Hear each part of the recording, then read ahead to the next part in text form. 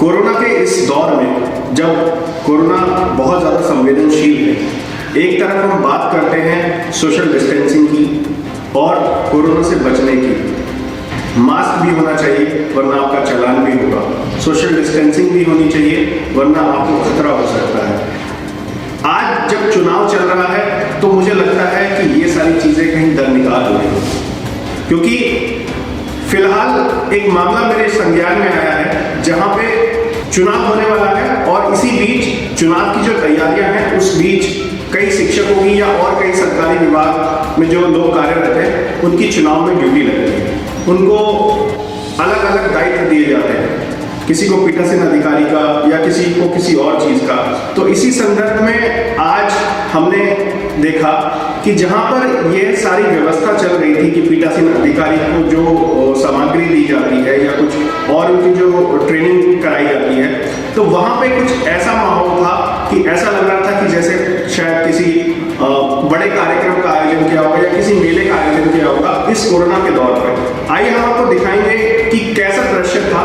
और इसी सारे प्रकरण में मैंने बात की एक महाविद्यालय की जो शिक्षिका है, प्रोफेसर है उसमें, उनकी भी शायद इसमें कहीं ड्यूटी लगी है। तो मैंने उनसे जब बात करने का प्रयास किया और जानने का प्रयास किया कि क्या सारा मामला है, तो आपको दिखाते हैं क्या सारी दिक्कतें हैं और क्या वहाँ पे अव्यवस्था थी। तो आइए मैं बात करता हूँ उन शिक्षिका से जिनकी वहाँ ड्यूटी लगी है और जानने का प्रयास करते हैं क्या सारा मामला। देखिए, आज मेरी विवेक कॉलेज बिजनौर में पीठासीन अधिकारियों की सभी जो जितने भी हमारे जिले के पीठासीन अधिकारी हैं उनकी एक ट्रेनिंग रखी गई थी, दूसरी ट्रेनिंग थी ये जी। तो इस ट्रेनिंग में हमने बहुत सारी अव्यवस्थाओं का सामना किया जो कि प्रशासन द्वारा सुविधाएं जो करनी चाहिए कोरोना काल को देखते हुए भी, और वैसे भी वो सारी सुविधाएं उस तरीके से नहीं की हैं, वो सारे काम उस तरीके से नहीं किए हैं, जिसकी वजह से एक आप कह सकते हैं कि एक इस तरीके का माहौल था जैसे हम सब्जी मंडी में देखते हैं ना, उस तरीके का एक माहौल था जो आप देख सकते हैं उस मंडी में जी।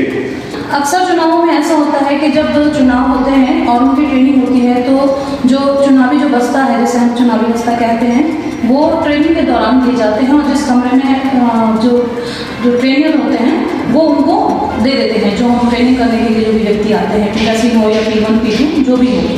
तो आज जो हमारी ट्रेनिंग हुई उसमें यह व्यवस्था बिल्कुल भी नहीं थी। आज मुझे देख के बहुत ही हैरानी हुई कि कोविड के जो नियम हैं उनका बिल्कुल भी पालन नहीं किया गया और ट्रकों में भर भर के बस्ते आए और उस पर लूटपाट मची, जबकि होना ये चाहिए था कि जिन कमरों में जिन ट्रेनिंग की व्यवस्था की गई थी और जो ट्रेनर आए थे और जो ट्रेनिंग देने आए थे उनको वहीं पर वो चीज़ें उपलब्ध होती थी और होनी चाहिए थी, वही एक व्यवस्था का सही स्वरूप है। लेकिन ये व्यवस्था बिल्कुल भी नहीं थी और आप देख सकते हैं कि सैनिटाइज़र, वहाँ पे सैनिटाइज़र की कोई भी व्यवस्था नहीं थी। वहाँ पे मास्क जो लोगों ने लगाए थे वो अपनी सेफ्टी के लिए लगाए थे, लेकिन प्रशासन की ओर से या महाविद्यालय की ओर से या जिनको ये ड्यूटी दी गई थी उनकी तरफ से बहुत ही लापरवाही बरती गई है। और आप ही समझिए कि मैं एक महिला हूँ और अगर मैं कोरोना पॉजिटिव हो जाती हूँ ऐसी परिस्थितियों में, आज की जो परिस्थितियाँ थी और परसों इससे भी बुरी भी हो सकती हैं, क्योंकि मैं इस व्यवस्था पर बिल्कुल भी भरोसा नहीं करती। इस और सरकार का बिल्कुल भी ध्यान नहीं है।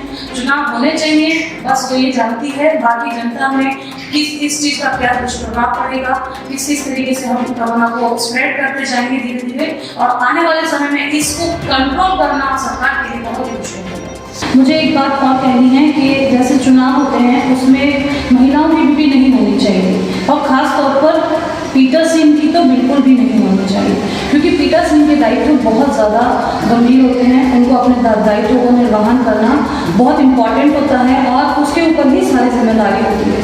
और पीठासीन जब सामान अपना जमा करने जाते हैं, जब चुनाव खत्म हो जाता है उसके बाद जब सामान जमा करने के लिए पूरी टीम जाती है तो पीठासीन अधिकारी की ही जिम्मेदारी होती है कि वो सारे सामान को सुरक्षित जमा कर दे जहाँ वोट की व्यवस्था की गई है। और यह सामान जमा करने में रात के 2 भी बज जाते हैं, 3 भी बज जाते हैं, 4 भी बज जाते हैं। आज मेरी खुद की ड्यूटी लगी है और मैंने देखा मेरी जैसी और भी महिलाएं हैं उनकी भी ड्यूटी लगी है पीठासीन अधिकारी के रूप में, और मैं उन सभी के लिए और अपने लिए भी बहुत ज़्यादा चिंतित हूँ कि वो 3 और 4 बजे तक अगर हम अपना सामान वहाँ पे जमा करेंगे, चुनावी सामान जमा करने के बाद जब हम अपने घर की ओर रवाना होंगे तो 3-4 बज चुके होंगे और वहाँ से चूँकि जो सरकारी गाड़ियाँ हैं उनका सिर्फ गंतव्य वहीं तक होता है जहाँ हमें सामान जमा करना है। उसके बाद आपको अपनी व्यवस्था खुद करनी होगी। नूरपुर ब्लॉक में मेरी ड्यूटी है और वहाँ से लेकर धामपुर तक 25 से 30 किलोमीटर लगभग है। वहाँ से मैं आधी रात को मैं किस तरीके से आऊँगी, जबकि मेरे हस्बैंड की भी ड्यूटी लगी हुई है, मेरठ में लगी हुई है और वो मेरठ से हैं।